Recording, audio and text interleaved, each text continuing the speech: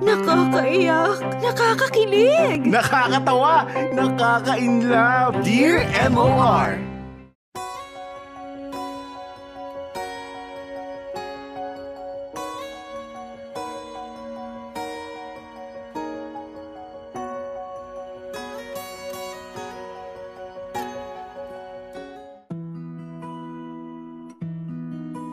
Dear MOR, bago ang lahat, magandang tanghali muna sa inyo, Popoy at Bea. At sa lahat ng listeners ng inyong programa, lalong-lalo na sa mga OFW na kagaya ko. Ako nga pala si Vin, nasa late 20s na and currently in a relationship. Kaya ako napasulat sa inyo ay dahil gusto ko lang i-share ang isa sa mga pagsubok na pinagdaanan namin ng girlfriend kong si Tonette. Dati akong isang graphic designer sa Singapore, Popoy at Bea. Doon ko na rin nakilala si Tonette. Nagkita kami sa isang simpleng salo-salo na inorganize ng maliit na Filipino community doon. Nagkapalagayan kami ng loob ni Tonette at naging close sa isa't isa. Hanggang sa nauwi na nga kami sa pag-iibigan. Click na click ang personality namin ni Tonette, Popoy at Bea. Pareho kaming mahilig sa mga outdoor activities gaya ng pamamasyal. Tuwing day off namin, naglalaan kami ng kahit na sandaling oras lang para makapaglibang sa labas ng bahay. At yun na rin ang madalas naming nagiging bonding. Popoy at Bea, sa simula pa lamang ng relationship namin ni Tonette, ay plinano na naming makapag-ipon at bumalik ng Pilipinas at dito na rin mag-settle down. Kaya naman noong matapos ang kontrata namin, nagkasundo kami na maghahanap na lang ng ibang hanap buhay dito sa atin sa Pilipinas.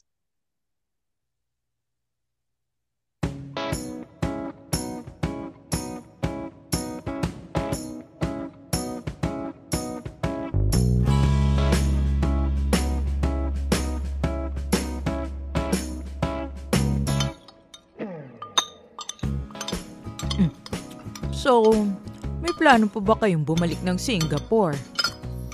Sa ngayon po, tita, wala po eh. Ano ka ba? Mama na lang din ang itawag mo sa akin.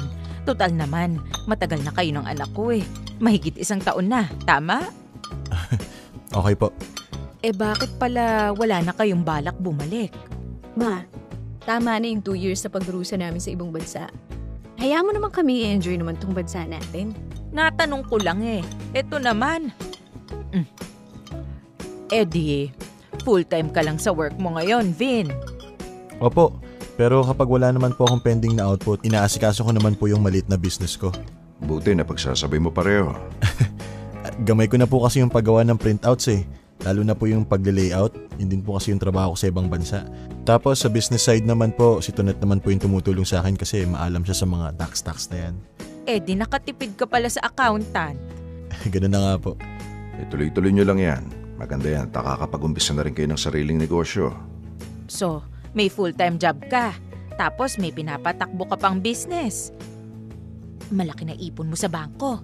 Ma, tanong lang naman. Pwede namang hindi sagutin kung hindi siya komportable ah. Hindi naman po ganun kalaki.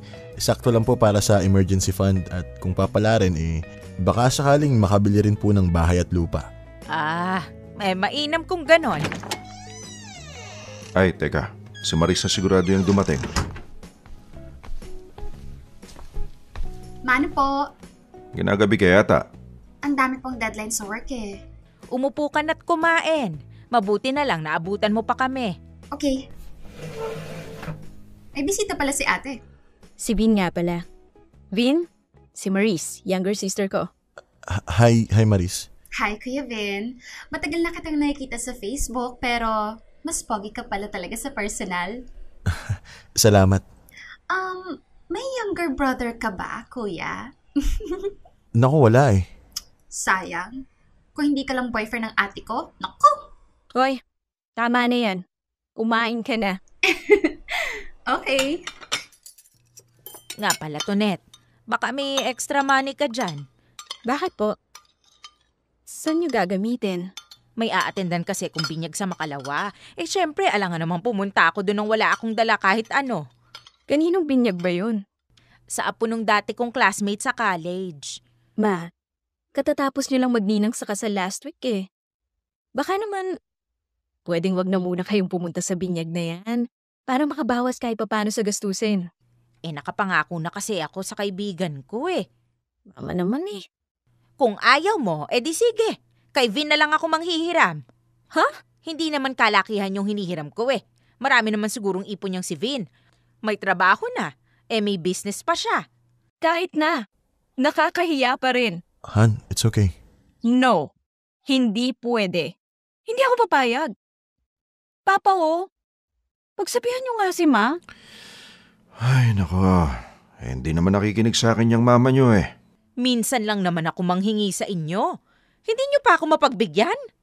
Kakahingi niyo nga lang last week eh. Tapos nanghihingi na naman kayo ngayon.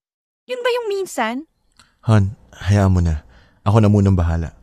Tulong ko na lang sa pamilya niyo. At saka tama naman si tita eh. Maliit na halaga lang naman yung kailangan niya. Hayaan mo na akong gawin to, okay?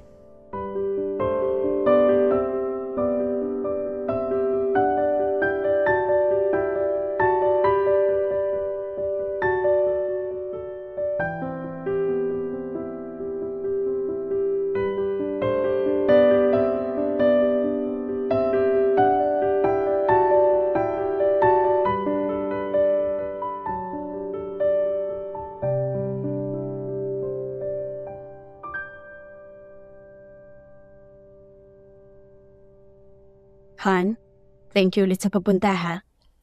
Thank you din, Han. Nag-enjoy ako. Pasensya ka na nga pala kay Mama kanina.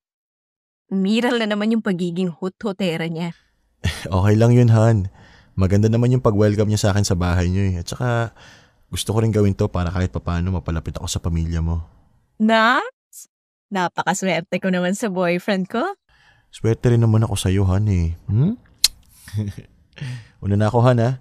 Chat na lang kita pag nasa bahay na ako. Okay, Han. Bye, Kuya Ben! Uy! Bye, Maris. Kita-kits soon. Sige, balik ka ha! Sige na, Han. Baka gabihin ka pa sa daan. Ay, oo nga. Bye, Han. I love you. I love you too. Ingat ka.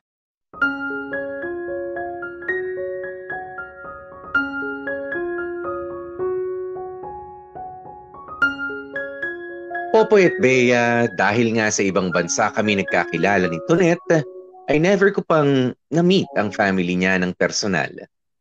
Nakikita ko lang sila noon sa social media tuwing nagko-comment sila sa mga posts ni Tonette.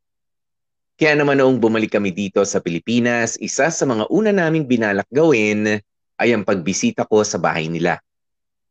Medyo natagalan nga lang bago nangyari yon dahil naging busy ako sa pag-uumpisa ng sarili kong printing shop. Gusto ko kasing medyo maayos na ang lahat para naman kahit papaano ay may pagmamalaki ako sa pamilya niya sa una naming pagkikita. Naging swabe ang takbo ng relasyon namin ni Tonette, Popoy at Bea. Nakahanap siya agad ng trabaho at ganun din naman ako. Bukod pa nga roon, ay naging maganda rin ang takbo ng maliit kong negosyo. Kaya mas naging stable ang finances naming dalawa. Pero kahit na nakafocus kami sa goal namin na pag-iipon, ay hindi pa rin kami nakakalimot sa mga hilig naming gawin. At yun nga, ang pamamasyal. Kailangan namin ni Tonette yun. Lalo't madalas kaming pagod sa kanya-kanya naming mga trabaho.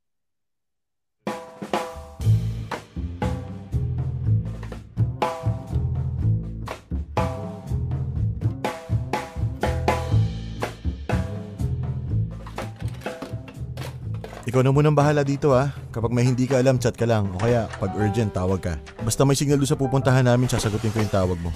Naku, wag na papi. Baka maabala pa yung labing-labing nyo eh. Sira ulo. Basta unahin mo na lang muna yung last batch na tinanggap natin. Tapos kapag palagay mo okay na, tsaka tumanggap ng bagong paggawa. Copy. Hay. Excited ka na? Oo. Ngayon lang kami makakapagbakasyon ni Tonette dito sa Pilipinas eh.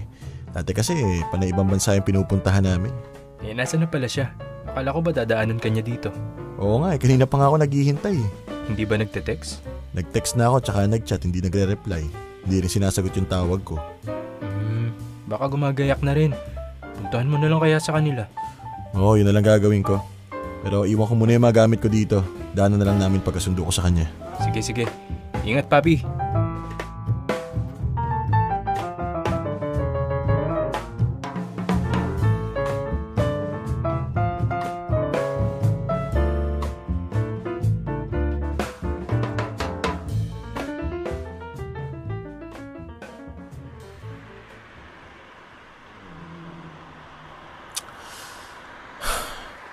Sana naman hindi pa nakakaalis ito Net.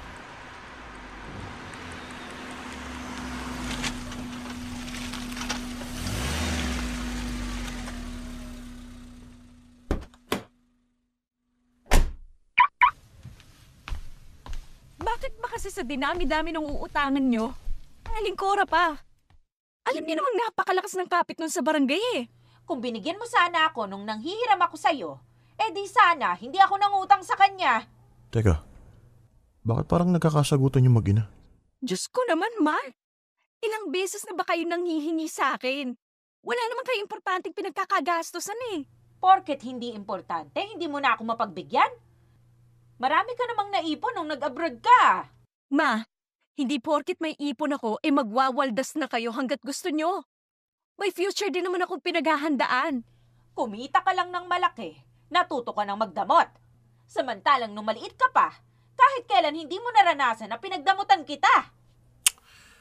Napaka-wrong timing naman itong problema na to. Hindi ka pinagdadamutan, Ma. Pinagsasabihan ka lang na maghinay-hinay ka sa paglustay ng pera. Ganon din yon. Vin! Hi po, tita. Kanina ka pa ba dyan? Ngayon lang po. Han. Sorry, Han. Napasugod na ako. Hindi mo kasi sinasagot yung tawag ko eh. Medyo nag-alala ako. Ito kasing si Mama eh. Palagi na lang akong masama sa paningin ninyo. Tama naman. Ayoko na makapag-away sa inyo. Hindi naman kayo marunong makinig. Aalis na lang ako. Siguraduhin nyo lang na hindi na naman kayo mangungutang kung kani-kanino, ha?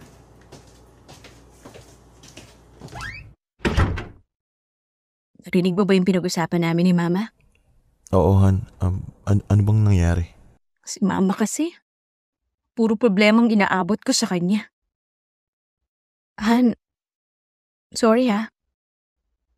Kailangan muna nating i-cancel yung bakasyon natin. Ha? Bakit naman? Nagastos ko yung pera na pang-share ko sana sa expenses natin. Ipinambayad ko sa utang ni Mama. Kung ilang yung problema mo, Han, okay lang. Ako nang bahala sa lahat. Usapan natin hati tayo sa gastusan, diba? Oo, pero natapat na may problema ka eh. And meron naman ako, so hayaan mo nang ako na muna yung sumagot ng lahat.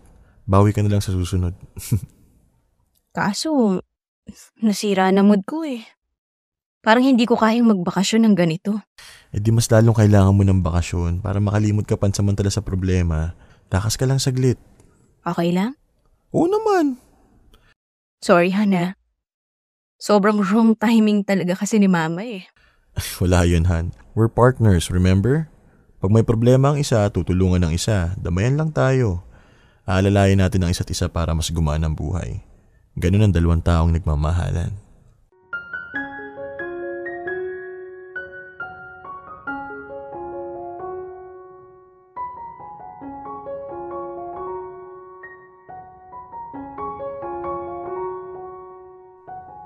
Popoy at Bea, yun ang unang pagkakataon na nakita kong nagalit si Tonet sa isang tao.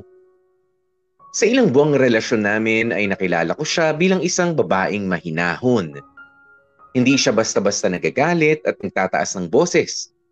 Kahit na may mga bagay na sumisira sa araw niya ay ipinagkikibit balikat na lamang ni Tonet at ipinagpapatuloy ang buhay niya na para bang wala nangyari.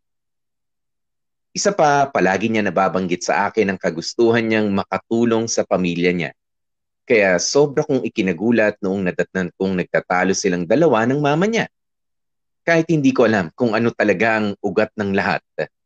Naniniwala akong hindi basta-basta ang problema nila. Simula noon, Popoy at Bea ay naging madalas pa ang pagiging problemado ni Tonet.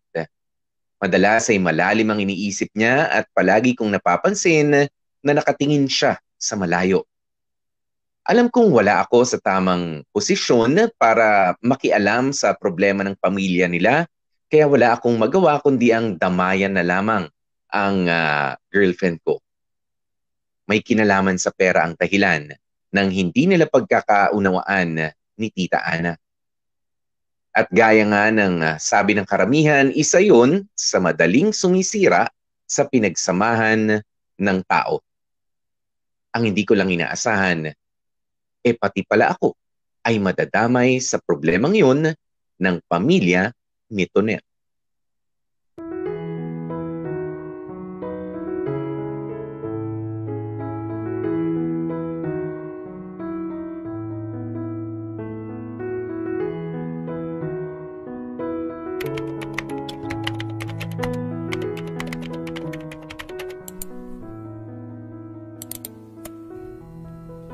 Papi, una na ako ha.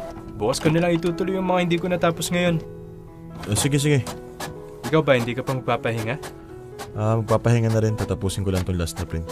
Alright. Kita-kits na lang bukas. Okay. Sino kaya itong tumatawag? Tita Ana? Bakit kaya? Hello po? Hello Vin. Magandang gabi. Magandang gabi rin po, tita. Ikaw naman. Sabi ko naman sa'yo, mama na lang din ang itawag mo sa akin, di ba? Okay po, mama. Yan. Ganyan nga.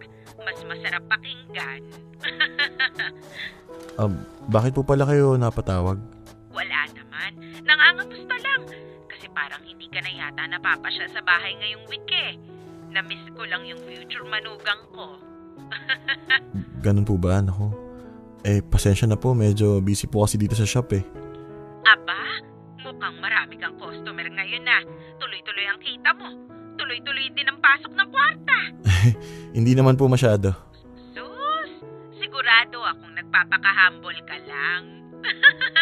Ay anyway, Vin, may ipapakiusap pala ako sa'yo. Okay lang ba? Ano po yun? Ganito kasi. Meron kasi akong inoohan na bakasyon.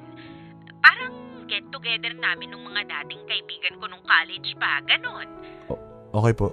Kaso, sa Batangas kasi yun eh. Batangas? Oo. At saka, mag-hotel kasi kami. Mga 2 days and 3 nights. Makikiusap sana ako sa'yo, Vin. Baka pwedeng pahiramin mo muna ako ng pambayad ko dun sa booking namin. Pambayad po? Oo. KKB naman kasi yun. Wala namang sponsor eh. So, kami-kami rin yung mag-aambagan. Ganun po ba? Oo eh. Pwede ba? Mapapahiram mo ba ako? Magkano po ba yung kailangan nyo? Mahigit 5 kyaw kasi yung sabi sa akin. Pero gawin mo ng 6 kyaw para sure. Okay lang ba? Sige po. Yun! Naku, salamat anak ha. Ang bait-bait mo talaga. At saka, wag mo na nga palang sabihin kay Tonet na nanghiram ako sa'yo ha. Alam mo naman yun, kontrabulati yun sa mga ikaliligaya ko. Kaya lang, tita, pag nalaman po niyang pinahiram ko kayo, baka magalit po sa akin yun eh. Ako nang bahala sa kanya. Ipagtatanggol kita. Basta ha, wag mong sasabihin sa kanya to. Sige po. At saka, total naman, mukhang marami kang tanggap ngayon. Baka pwedeng dagdagan mo pa yung ipapahiram mo sa akin. Po? Gawin mo ng 10K. Kasi syempre kailangan ko pa ng pocket money, di ba? Alangan namang tunganga lang ako doon kapag kumakain o nagsha-shopping yung mga amiga ko. Kaso tita, hindi po ako sigurado kung kakasya po yung budget. Sige na, minsan lang naman ako makiusap sa'yo eh. Alam mo ba, ibinibida kita sa mga amiga ko. Sabi ko sa kanila, may manugang akong balikbayan at may sariling business. Proud na proud kaya ako sa'yo. Kaya syempre, mag-e-expect yung mga yun na marami rin akong pera. Sige na, pagbigyan mo na ako. Tita, okay lang po bang i-check ko muna yung budget namin for this month bago ako umuo sa inyo? Sorry po ha, kailangan ko lang din po makasiguro na okay yung lahat bago ako maglabas ng pera eh. Ganun ba? Sige. Pero, balitaan mo ko kaagad ha. Opo, sige po. Salamat, Vin, anak ko. Sana pagbigyan mo ko. Titingnan ko po, tita. Siya, sige na ha. Pahinga ka na. Huwag kang magpapagod sa trabaho. Bye! Paano kaya to?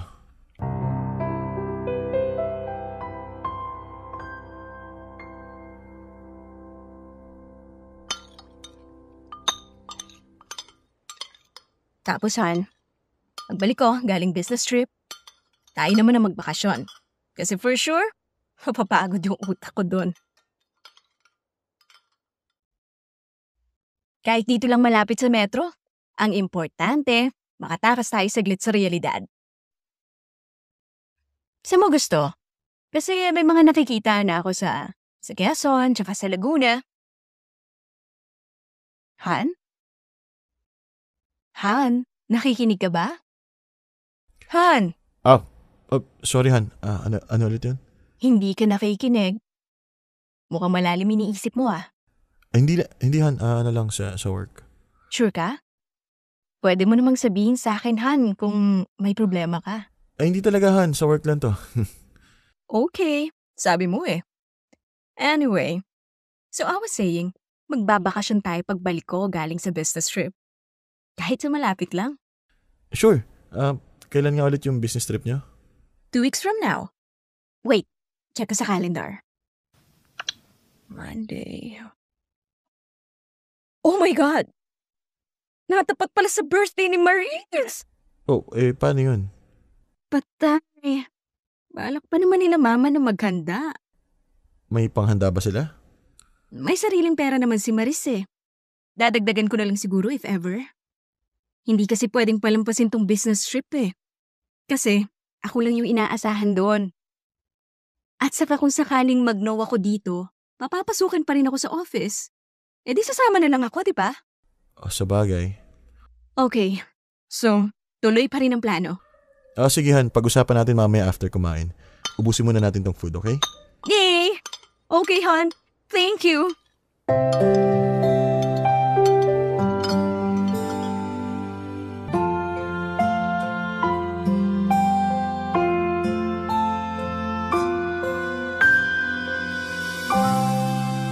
Popoy at Bea, hindi ko alam kung sasabihin ko ba sa girlfriend kong si Tonet ang pinag-usapan namin ng mama niya. Ayaw ko sanang magtago ng kahit na ano sa kanya pero nagdadalawang isip ako dahil alam kong hindi maganda ang samahan nilang mag-ina noong mga nagdaang araw. At kung sasabihin ko pa na kinausap ako ng mama niya para humiram ng pera, malamang sa malamang, magiging sanhi na naman yon ng pagtatalo nilang dalawa. Gusto ko sanang pagbigyan si Tita Ana, Popoy at Bea. Hindi man ganon kalaki ang savings ko, meron naman akong naisusubi para ipahiram sa kanya. Ang kaso nga lang, ayoko ring masanay siya na lumalapit sa akin, lalo na sa mga bagay na involve ang pera. At mas lalong ayoko na itatago pa namin kay Tonet ang tungkol dito. Mahal ko ang girlfriend ko. At kasama sa relasyon namin, ang mahalin at tanggapin ko rin ang pamilya niya. Pero sa pagkakataong ito, hirap na hirap ako kung saan ko ba ilulugar ang sarili ko. Hindi ko alam kung sasabihin ko ba ang lahat sa girlfriend ko o kung pagbibigyan ko si Tita Ana nang walang ibang nakakaalam kundi kaming dalawa na lang. Dear M.O.R. Ang mga kwento ng puso mo. Dear M.O.R. Sinira. Popoy at Bea, ilang araw akong paulit-ulit na tinawagan ni Tita Ana para tanungin kung mapagbibigyan ko ba siya sa pakiusap niya sa akin. Sa mga araw na yon hindi rin ako makapag-isip ng maayos, sa totoo lang. Nagigilty ako dahil yon ang unang beses na naglihim ako sa girlfriend kong si Tonet.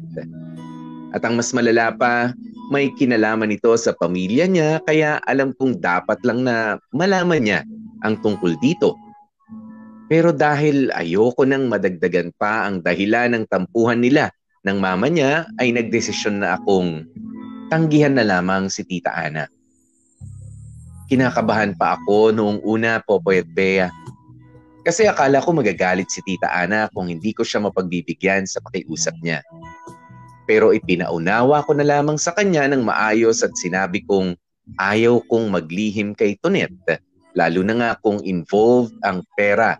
Dahil isa sa mga goals namin ay ang makapag-ipon. Mabuti na lang at naintindihan yon ni Tita Ana. Kaya nakahinga na rin ako ng maluwag. Hindi ko na rin naman nabanggit pa kay Tonet ang tungkol doon dahil pakiramdam ko hindi na rin naman kailangan. Lalo't naging maayos naman na ang pag-uusap namin ng mama niya. Pero hindi ko inasahang may nag-aabang palang mas malaking problema sa akin at sa pamilya ng girlfriend ko.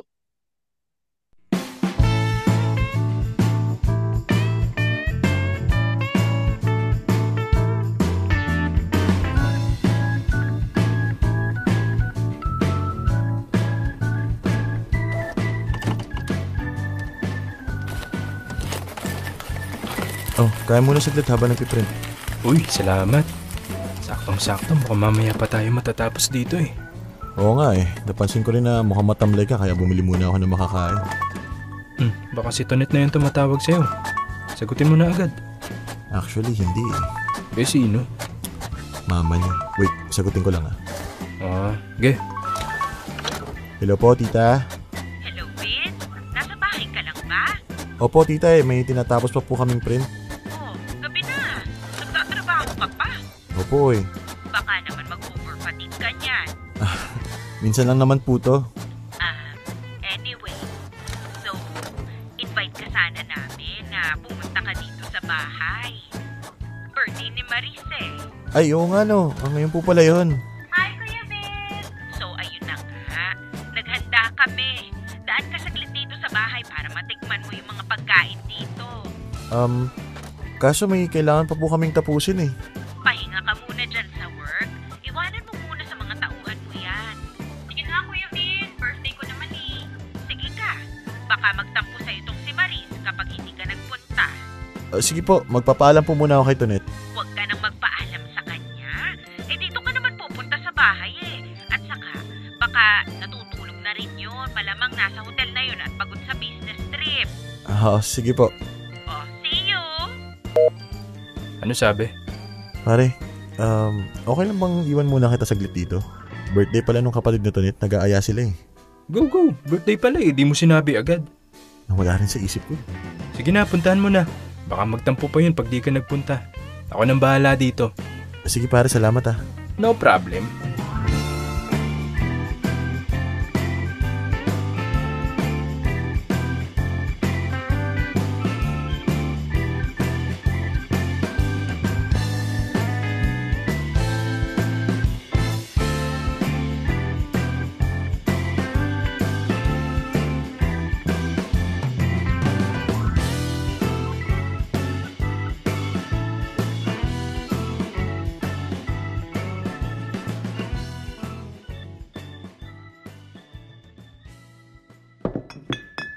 Happy birthday ulit, Maris, anak.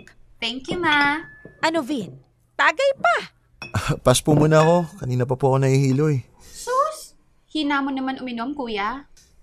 Pasensya na. Pagod kasi maghapon kaya madaling nalasing. Mukhang kailangan mo na nga yatang magpahinga. Oo nga po Okay lang po ba kung mauna na po ako? Paanong mauna? Uuwi ka? Opo. Ay nako, hindi pwede. Nahihilo ka kamo, di ba? Tapos magdadrive ka pa. Kaya ko naman po. Nako, hindi. Hindi ako papayag na magdrive ka ng lasing. Hindi naman po ako lasing. Kahit na. Hindi pwedeng magdrive ka ng hindi maganda ang kondisyon mo. Baka mamaya kung ano pang mangyari sa'yo sa daan konsensya ko pa. Oo nga naman, Kuya Vin. Palipas ka muna saglit kahit mga ilang oras lang. Mabuti pa kaya, dito ka na matulog. Maluwag naman yung kwarto ni Tonet at total wala naman siya. Okay lang po ba? Oo, dun ka na matulog sa kwarto niya. Sige po. Maris, samahan mo nga tong si Kuya Vin mo at baka matumba pa yan. Sige po.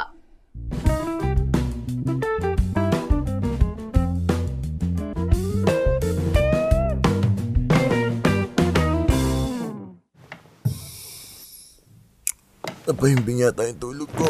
Anong oras na ba? Hi, Kuya Vin. Ay, Maris? Oh, bakit parang gulat na gulat ka? Anong ginagawa mo dito? Bakit nasa isang kama tayo? Nakalimutan mo na? Hinatid kita dito kagabi. Antok na antok ka nga eh. Oo, alam ko, pero bakit nandito ka? Nahilo na rin kasi ako eh. Kaya dito na rin ako natulog sa tabi mo. Bakit ganyan lang suot mo? Bakit naka-sleeveless ka? Siyempre, mainit eh. Ay, uuwi na ako. Hindi pwede to. Hindi magandang tingnan. Sorry, Marisa. Kailangan ko nang umalis. Pakisabi kay tito, umuwi na ako ha. Sige, bye-bye.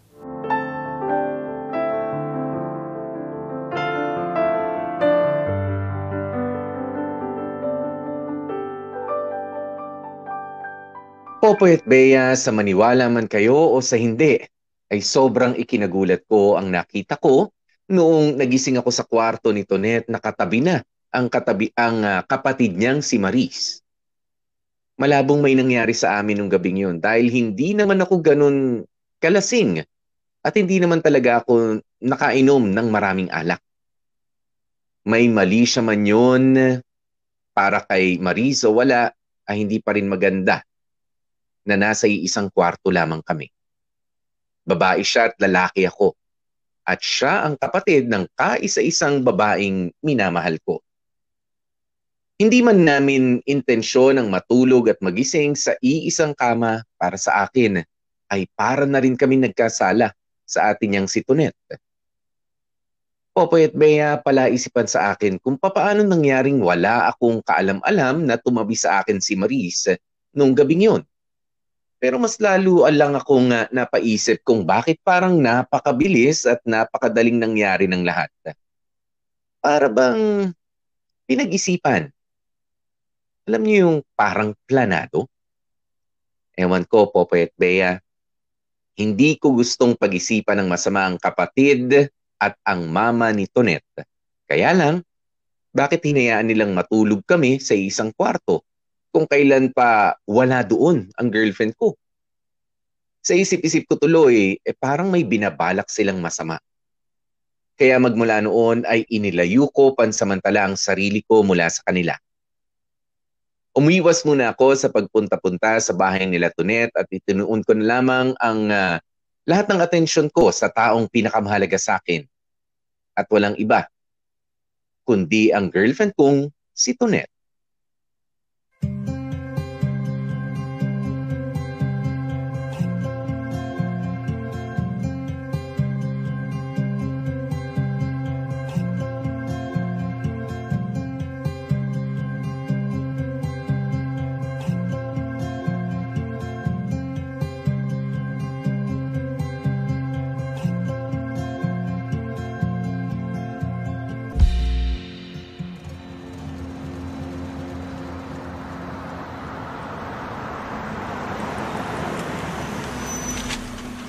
Sa wakas, nakarating din.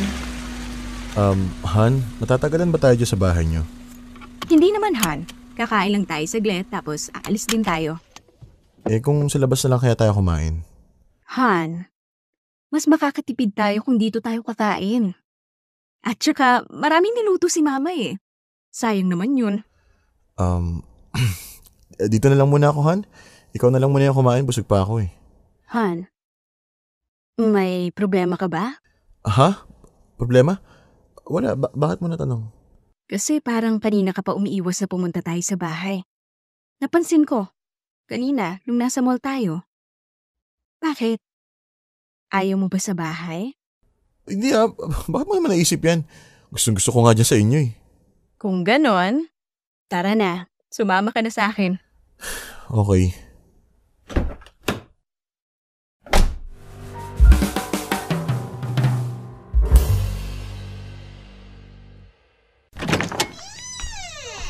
Nandito na kami. Oh, saktong-sakto ang dating ninyo. Katatapos ko lang lutuin tong ulam. Ayun! Buti na lang. Tawagin niyo na si Maris at sabay-sabay na tayong kumain. No need, I'm here. O, yun naman pala eh. O, edi maghain na kayo't nang makakain na. Hi, Kuya Vin. Hi. Parang habang tumatagal, papogi ka ng papogi Hep, hep, hep. Kakain na. Doon ka na sa pwesto mo. Lo, si ate, threatened sa akin. Ulol, threaten your face. Tiyanak naman na mas maganda ako sa'yo, no? Tama na nga yan. Kumagasaran para mga bata. Ito kasing si Maris eh. Maayos na ng upo. Dito na ba ako upo? Sa side ni Kuya Vin. Okay lang naman, di ba, Kuya? Hoy, dito ka. Ha? Dito ka umupo sa tabi ko. Okay, fine. Tabi ka ng tabi kay Vin. Parang hindi siya boyfriend ng ate mo. Tatabi lang wala naman akong ginagawang masama. Wala pa. Knowing you, baka kung ano pang gawin mo sa boyfriend ko. Sus! Ito namang si Tonet, akala mo palaging inaagawan. Kaya nga. Hay nako, nagkampihan na naman yung dalawa. Papa, oh. Ay, talaga tong mga anak ko. Parang kailan lang nung palagi kayo nag-aaway. Hanggang ngayon, ganyan pa rin kayo. Kumain na nga lang kayo.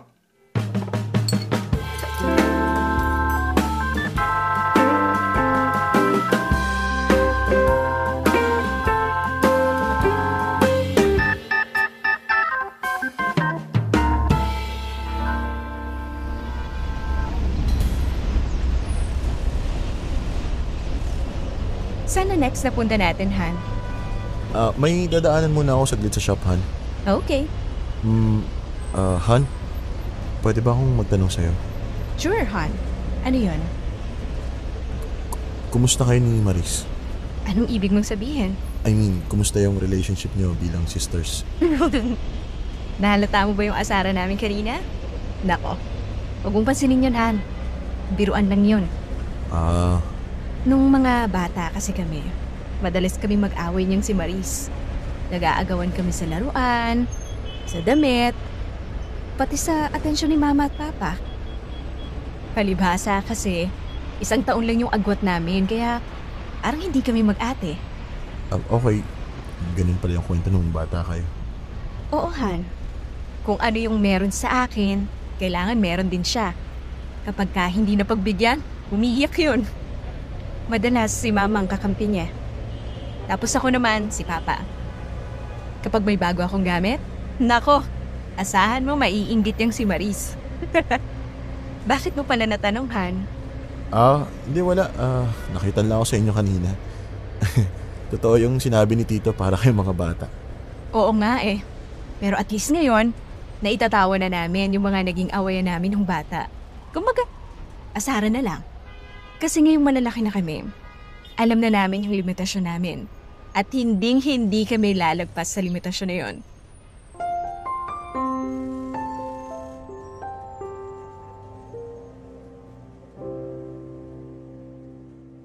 Popoy at Bea, matagal-tagal kong kinimkim at itinago kay Tonet ang gumugulo sa isipan ko.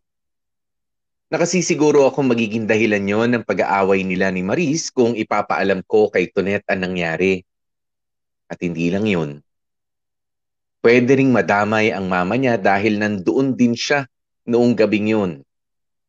Gusto ko sanang sabihin sa girlfriend ko ang lahat pero lalo lang akong nahirapan na gawin yun noong naikwento niya sa akin ang nakaraan nilang magkapatid. Sa pagdaan ng mga araw ay pahirap ng pahirap ang balak kong pagtatapat sa girlfriend ko. Popoy at Bea, nagpatuloy ang magandang relasyon namin ni Tonet na para bang walang kakaiba nangyari. Hindi na rin ulit nagparamdam pa sa akin si Maris o si Tita Ana pero alam kong meron kaming dapat na pag-usapan. Maaring hindi big deal para sa kanila yung nangyaring noong gabi ng birthday ni Maris. Pero para sa akin, malaki ang naging epekto nun. Nakokonsensya at nagigilty ako, Popoy at Bea. Itinuring kong kasalanan yon sa girlfriend ko, lalo na ang pagtatago noon sa kanya. Pero bago pa man ako nakahanap ng magandang pagkakataon para kausapin sila tungkol doon, ay isang hindi magandang sorpresa na ang sumalubong agad sa akin.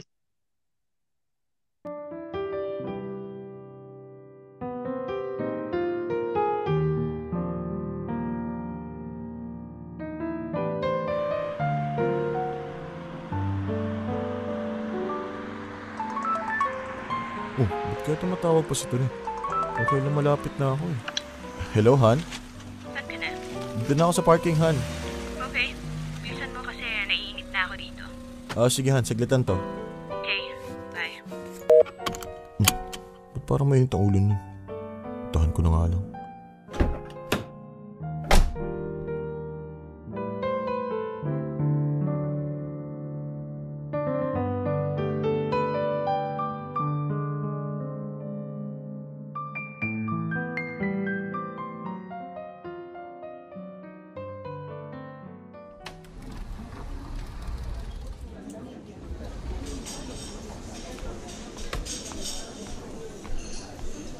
Hi, Han. Kumain ka na? Nag-coffee lang ako. Order ka na lang ng food mo kung gusto mo. Ikaw. Okay ka na sa coffee? Hindi ka ba kakain? Hindi rin ako magtatagal. May pag-uusapan lang tayo. Ano yun? Bakit mo nga ulit ako tinatanong nung nakaraan ng mga tungkol kay Maris? Yun ba? Wala yun. Curious lang ako sa relationship niyo magkapatid. Bakit? Yun lang? Sigurado ka? Oo.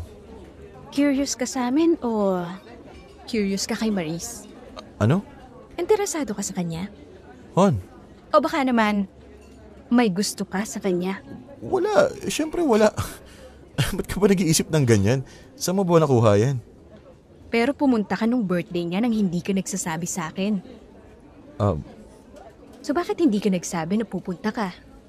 Biglaan lang kasi yun, Han. Ni-invite lang ako ni Tita Ana. Nagpiprint pa nga kami ni Manuel nung tumawag siya eh. Saglit lang talaga yun. Dapat. Saglit lang dapat? So ano pa yung ibang nangyari? Nagkayaan mag-inuman. Medyo nalasing ako kaya... Kaya natulog ka? Katabi si Maris? Hindi. Ba't naman ako matutulog katabi si Maris? Doon ako sa kwarto mo natulog. Doon lang ako pinatulog ng mama mo. Ano to? Ano tong mga picture nyo ni Maris na magkatabi habang natutulog? Nakaunan pa siya sa dibdib mo. Han, wala akong alam dito. Oo, pagising ko nagulat ako nasa tabi ko siya. Hindi mo alam? Hindi. Magkatabi kayo, hindi mo alam? Han, hayaan mo kasi muna ako magpaliwanag. O sige, anong paliwanag ang sasabihin mo? Sige nga. Ano ka ba sasabihin to? Hindi, ganito kasi Han. Nakipag-inuman ako kila Tita tsaka kay Maris. Tapos, konti pala yung naiinom ko. Bigla ako nahilo. Ewan ko kung pagod lang yun o kung ano. Hindi kasi ako sanay doon sa pinainom nila sa akin eh. Tapos? Tapos, nagpaalam na akong uuwi pero hindi ako pinayagan ni Tita. Sabi niya, doon na lang daw ako matulog sa kwarto mo. So bakit nandun si Maris? Siya yung naghatid sa akin. At doon kayo natulog pareho? Sa kwarto ko pa talaga? Hindi ko na nga kasi alam yung sumunod na nangyari. Hilong-hilo na ako noon. Abe?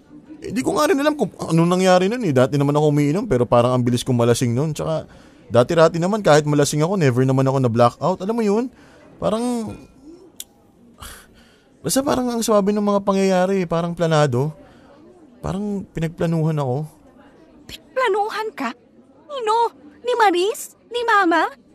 Ewan ko, siguro. Baka pareho sila. Vin? Ikaw? Pagpaplanuhan ka ni Mama at Maris? Oo, kasi bakit may picture sila? Baka sinadya na lang i-set up doon para makakuha ng ebidensya para masira tayo. Ewan ko, hindi ko alam. Bakit? Anong dahilan para gawin nila yon? Sige nga. May pakiusap yung mama mo sa akin noon na hindi ko napagbigyan. Pakiusap? Nanghihiram siya sa akin ng malaking halaga para daw sa outing nila ng mga kumare niya. Tapos sabi niya, wag ko na lang daw sabihin sa'yo. Gusto niya pati yung extra money niya i-provide ko rin eh. Kaya hindi ko napagbigyan. Sumamaya tayo yung loob niya sa akin. Dahil lang doon? Alam ko pera lang yun pero ewan ko, napahiya yata doon sa mga kaibigan niya kaya sobrang sama ng loob sa akin. Ewan ko Vin ha?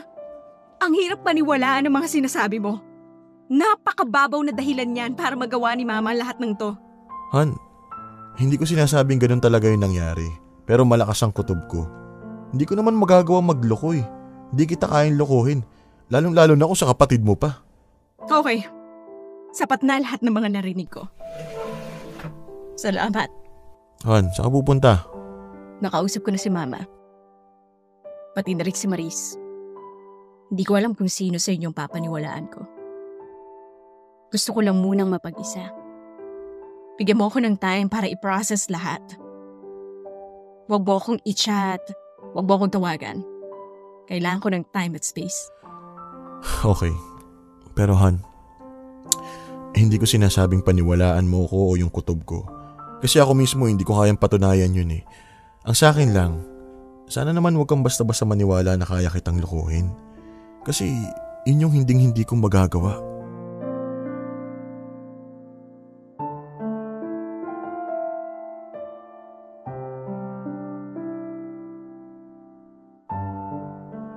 Popoy at Bea, nang dahil nga sa isang pakiusap na hindi ko napagbigyan, malakas ang kutob ko na planado talaga ni Tita Ana ang lahat na nangyari para magkasira kami ng anak niyang si Tonet.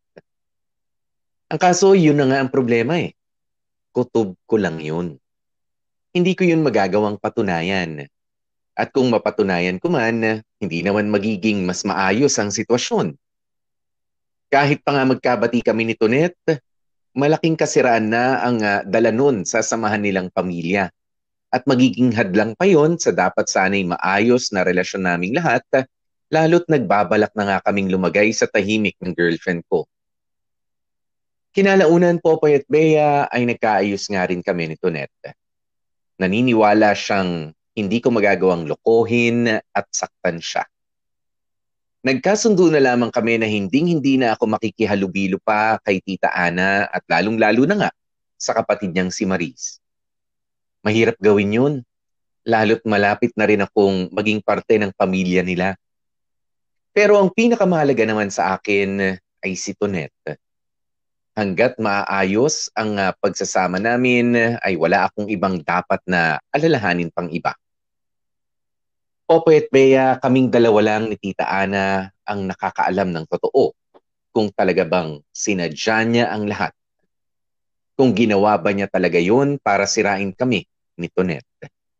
At kung tama man ang kutob ko, umaasa akong sa pamagitan nitong sulat ko ay maiparating ko sa kanya kung gaano kalaking lamat ang idinulot ng ginawa niya sa relasyon namin ng girlfriend ko. Sana'y hindi na dumami pa ang mga biyenan o ina na kagaya ni Tita Ana. Hanggang dito na lamang, Popoy at Bea. Pasensya na kung problema lang ang idinulot ko sa inyo sa kwento kong ito. Kung may ko-comment man kayo ay handang-handa naman akong makinig. Ngayon pa lang ay maraming salamat sa inyong lahat. Lubos na gumagalang, Vin. Dear M.O.R. Ang mga kwento ng puso mo. Dear M.O.R. Sinira.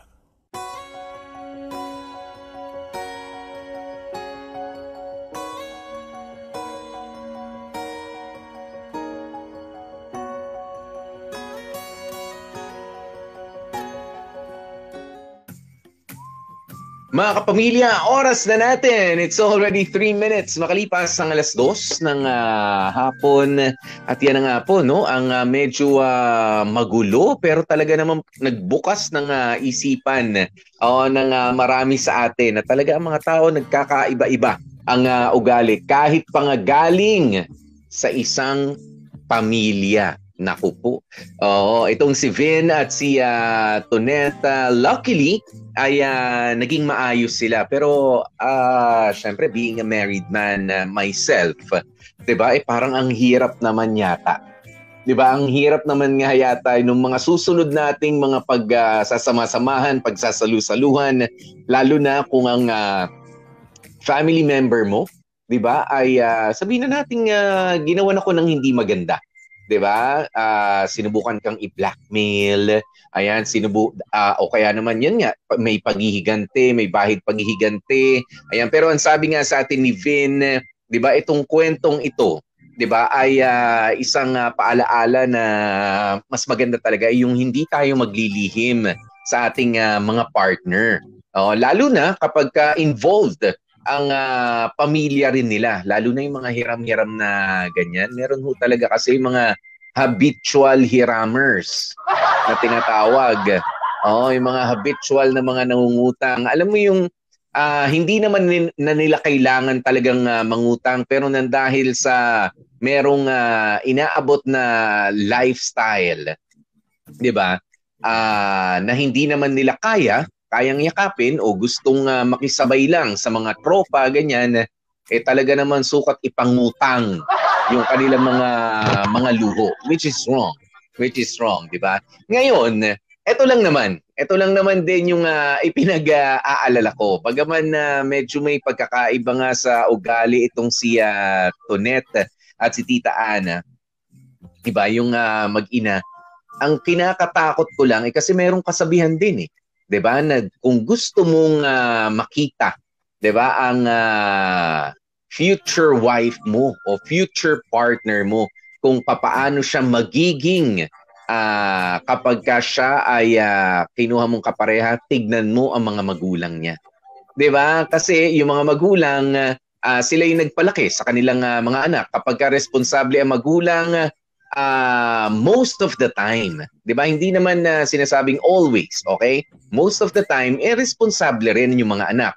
Pero kapag tamad ang magulang, most of the time din, nagiging tamad din yung mga anak kasi doon sila sa bahay kumukuha syempre ng diskarte sa buhay, ganyan. O papaano ito si Tita Ana, 'di ba? Si Tita Ana sanay, hindi naman sa sanay, habitual nga, bisyo niya na yung mangutang.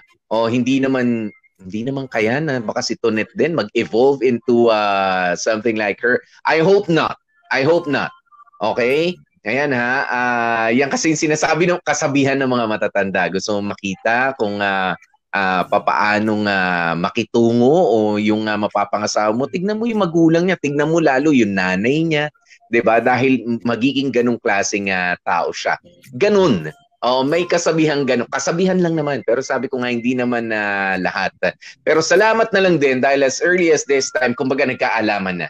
'Di ba? It's just that talagang parang ako, ang hirap i-imagine paano ka makikitungo doon sa, kung sakali matuloy ang kasal, mother-in-law mo. Sandali, i-scam ako nito dati. 'Di ba?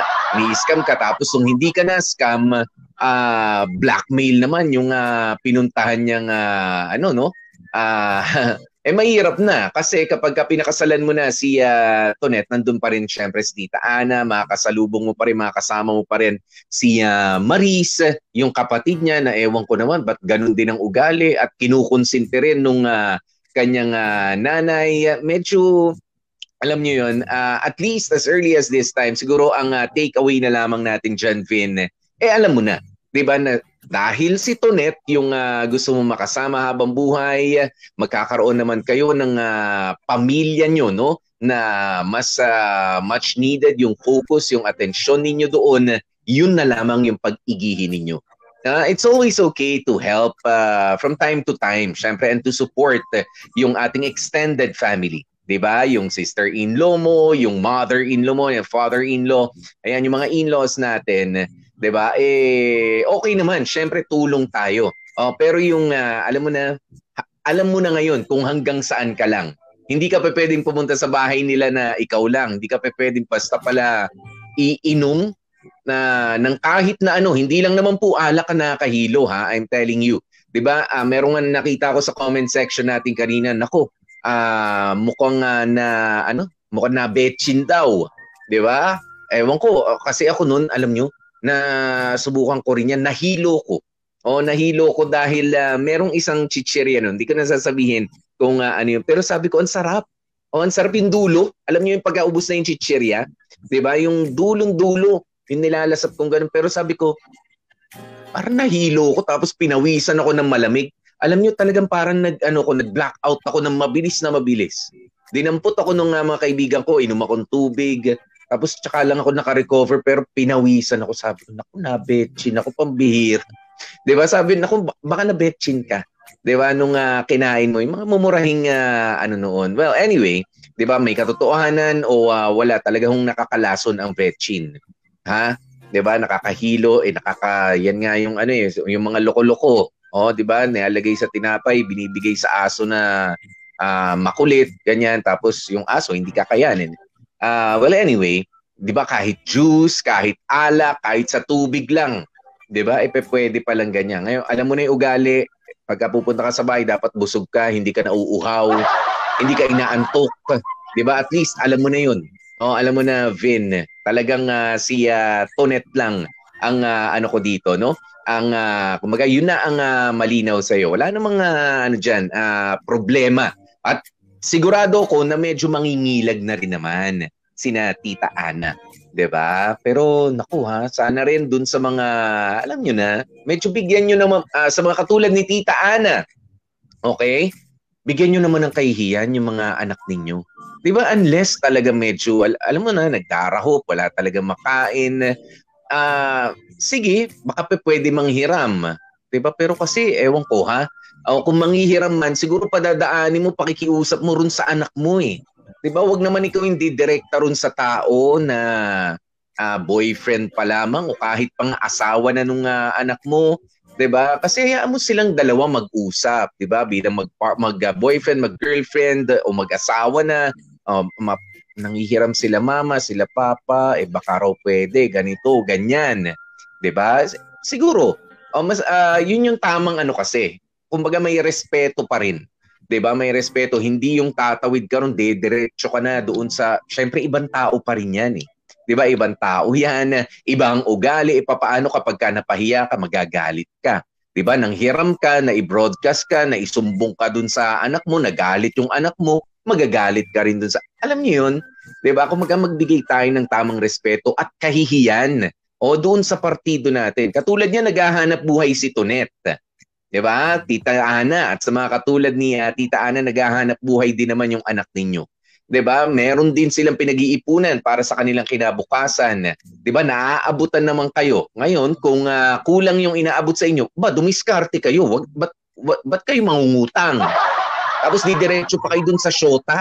Oo, doon sa boyfriend o sa girlfriend ng anak nyo. Bigyan nyo naman kahihiyan yung yung mga anak nyo, no? Nakaka-turn off po 'yan. 'Di ba? Nakaka-turn off. Unless emergency, 'di ba, maintindihan 'yan. Kahit pa nga hindi kayo magsabi. Emergency, may nagkasakit, talagang medyo nagipit, walang makain, kahit pa hindi kayo nagsasalita, pahihiramin kayo, bibigyan pa kayo. Yun nung mas magaling. Pero yung ganito, leisure time mo, mag-outing sa Batangas ang tropa, tapos ganito magagastos, dagdagan mo na ng 1,000, o kaya para may pocket money, 10 na.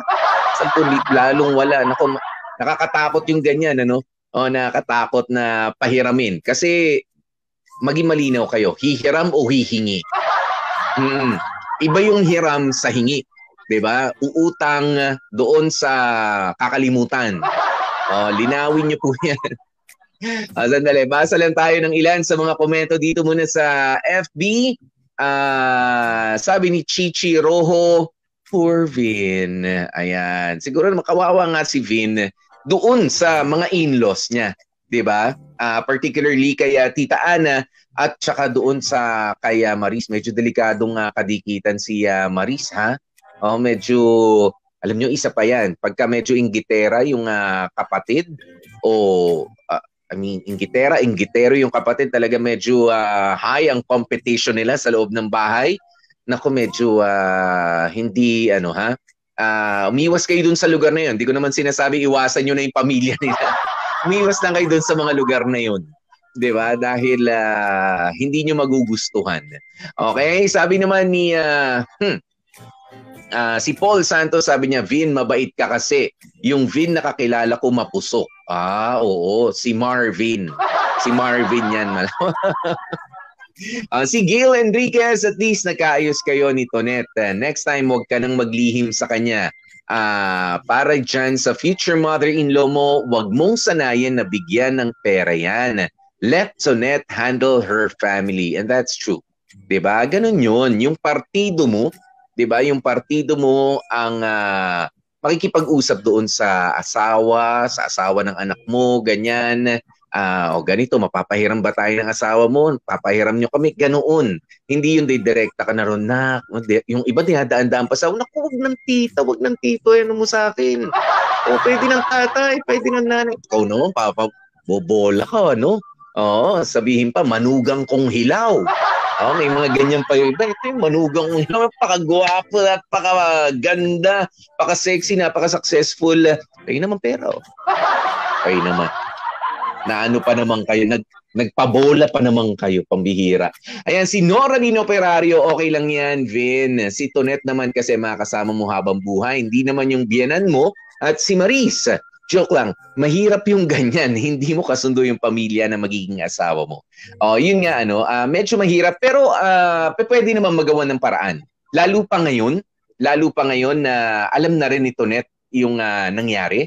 'Di ba? I mean, hindi man umamin ang kanyang nanay, pero syempre, alam niyo yung katotohanan na si Tonet ay tinanggap muli si Vin nang dahil sa kanyang paliwanag. Feeling ko, alam niya, kilala niya yung nanay niya, kilala niya yung kapatid niya 'Di ba? Na meron silang kapasidad nga na gumawa ng ganoon.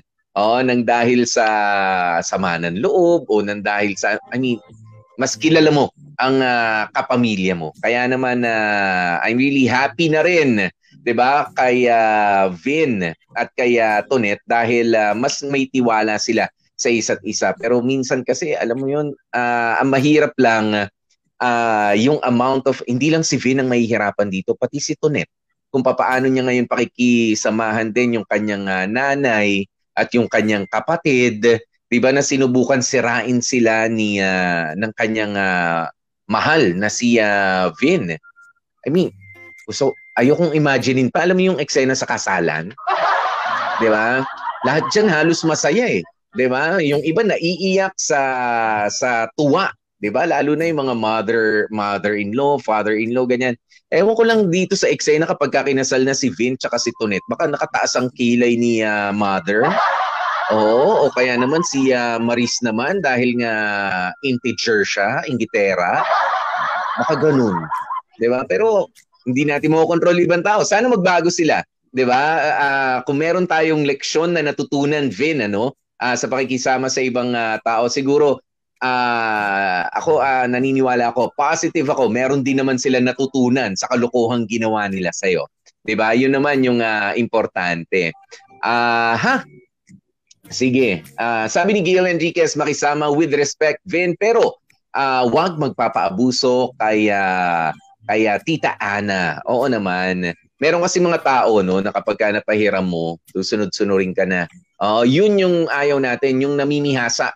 Alam niyo yung parang mga pusa na nagpapaampon sa bahay. Meron mga ganun okay lang naman, nakakaawa, 'di ba? Pero pakainin mo minsan yan, kumaga patikimin mo ng minsan, ibabalik-balik na yan. Buti nga sana kung lahat ay mabait, 'di ba? Pero minsan yung iba nananalbahe, parang mga pusa rin, parang mga aso ang ugali. 'Di ba? Pinakain mo na, kakagating ka pa. Ayan. Pero tignan mo nga naman, eto, may mga nag-share sa atin ng mga blessings natin mula sa YouTube naman. Si Aiseline Belnas, maraming salamat sa iyong Saudi Riyal ba? Nga ba? Tsaka si Riven. Ayan, thank you sa inyong mga padala. 30 Swedish krona. Ayan, thank you.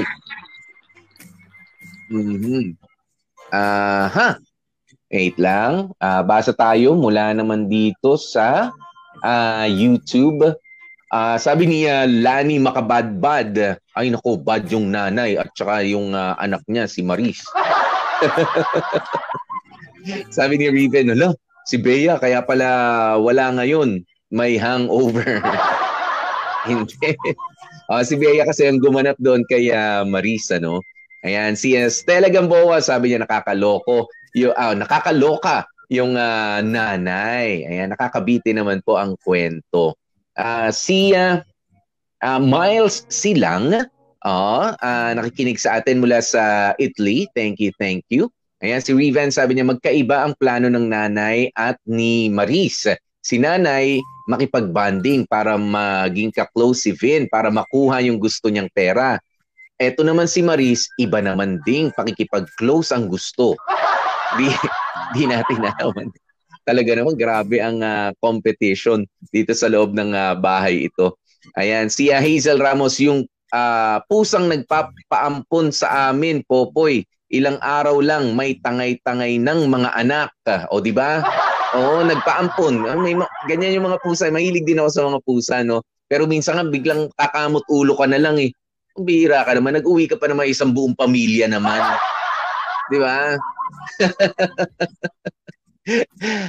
Si Zay Mendoza, sabi niya, alam mo Kuya Popoy, may kakilala ako na ganyan ang biyanan. Nag-iiba ang ugali pagdating sa pera. Kapag hindi napapagbigyan ang gusto, iba na ang pagtrato sa'yo. Magaling lang kapag ka may kailangan. Ayan. Pero alam nyo kasi, sana, ito nga ang sana matutunan natin dito sa kwentong ito. Hindi lang talaga puro pagmamahalan, 'di ba? Hindi lang puro kaswitan, hindi lang puro kilig, 'di ba? Kailangan talaga yung pakikisama ay hindi lang basta rin pakikisama, 'di ba? Kasi ang pakikisama parang hi, hello, may kailangan ka, eto. Wala kang kailangan, goods tayo. Ganyan, hindi lang basta gano'n. Kailangan yung pakikisama na may respeto. Diba? Yung pakikisama may respeto. Ang pinagkaiba nun, meron ka mang maitulong o wala ka mang maitulong, ay may respeto pa rin sa'yo ang isang tao.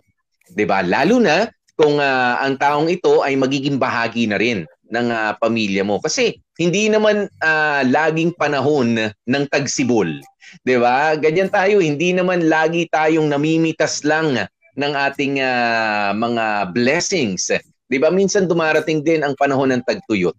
'Di ba kaya kahit anong edad mo, bata ka pa, magulang ka na, magiging biyenan ka na, may sarili ka ng magulang, dapat yung pagtrato natin sa ating mga anak at doon sa mga piniling mahalin ng ating mga anak ay yung may respeto, 'di ba? Iba po kasi 'yun eh. Kaya dapat pakikisama na may respeto. Yan ang dapat nating ma-achieve. Tayo yung nangihingi, tayo nangangailangan, kailangan may respeto. 'Di ba? O tayo naman ang hinihingin o hinihingan ng tulong, tutulong tayo, dapat meron pa ring respeto. Wala dapat panunumbat. 'Di ba? Kaya napakalaking bagay po na meron tayong respeto sa bawat tao bukod sa pagmamahalan na baon-baon mo. 'Di ba? Sa minamahal mo. Kaya naman, thank you so very much, Vin, dito sa kwento mo. At syempre, maraming salamat din sa lahat ng mga gumanap sa ating kwento for today. Ayan, binisita tayo syempre ng isa sa mga dati, hindi yan. Yung Popoy Plus natin. Yung Popoy Plus. Ayan, ito. Hashtag Dear MOR Sinira. Ayan, si Vin, ginampanan ni Dan Capuchon. Si Tita Ana, ginampanan naman ni Jamie Rubio. Ayan, si Tito Tonyo, ayan ang kanilang tatay. Si Jag Kamat, di ba? Ang haliparot na si kapatid ni Tonet na si Maris, ginampanan ni Bea. At syempre si Manuel, yung lagi na lamang kawawang kaibigan ni Dan. Lagi na iiwanan ng trabaho sa kanyang printing business, pero mabait. Ginampanan ni Warly Alagao at syempre si Tonet, ginampanan din ni Bettina Briones. Thank you, girl. Diba? Yung dalawang partner ko nandyan, yung isa si Maris, si Bea, tapos si Tonet, si Bettina. Ayan, at syempre ang ating writer for today, si Warly Alagao, at ang ating editor, Joko Loco. Thank you so very much. Yeah, hashtag Dear MOR Sinira, pero ang balita nga, okay naman na si Vin at si Tonet. At ang sabi pa nga ni Vin, hanggang dito na lang muna ang kwento ko. Pero sana magtuloy ang kwento sa mas maganda na, 'di ba, sa kinabukasan. Kung magbibigay ka man ng update o kung di man update, kwento mo na lang kami na mabilis kahit wag na natin gawing kwento. Na okay na kami, kasal na kami. Hindi namin inimbita si Tita Ana. Mga ganyan. Hindi, joke lang. Oo, natakot kami. Baka utangan kami. Hindi, pero balitaan mo na lamang kami, Finn, ano? And Tonette, congratulations. Naging maayos kayo. Kahit pa sinubukan kayong masira nga. 'Di ba? Ayan, mga kapamilya, maraming salamat po sa inyo. Bukas, ha? Bukas, huwag niyong kalilimutan, meron din po tayong pagsasamahan. Okay? Na kwento at ito nga ang aming patikim sa ating Dear MOR Friday. Ngayong Biyernes sa Dear MOR. Nag-umpisa lang naman nung in the middle ng kwentuhan eh. Bigla ba naman sabi? Pero in fairness mas maganda ka sa picture.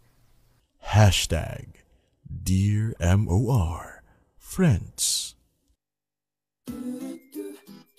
Sakit nun, ha? Sakit nun. Tutuwa ka nun. Kaya kayo, wag niyo masyadong kinakarir yung mga picture-picture. Oh, sobrang gaganda sa picture, ganyan, gagwapo sa picture, pagtingin sa personal, nangyari. Kaya di bali na mas masabihan ka na, ay, mas maganda ka sa personal, ganyan. Kaya mas pogi ka sa personal kaysa sa picture. Ayan, parang galit si ate. Nakita nyo? Pero ang hashtag natin bukas, hashtag Dear MOR Friends. Pero parang galit siya. Picture, mas maganda ka sa picture. Oo, sana magdala ka na lang ng picture frame. Yun na lang iniharap mo sa amin. O kaya nag-video call na lang tayo. Kaya naman samahan niyo po kami bukas sa isa na namang edisyon ng Dear MOR and hopefully kasama na rin natin si Bea. Once again, happy birthday kay Baby Elise, ang little DJ Bea na sineselebrate ang kanyang birthday today. Ayan. And nagpapasalamat din po ang inyong lingkod. Sa ngalan nga po ni Bea, ako po si DJ PDJ Popoy. That's my Goa Popoy. At ang lagi natin paalaala, stay safe, stay healthy, at kahit ano nga po mangyari, mga family, please, stay happy.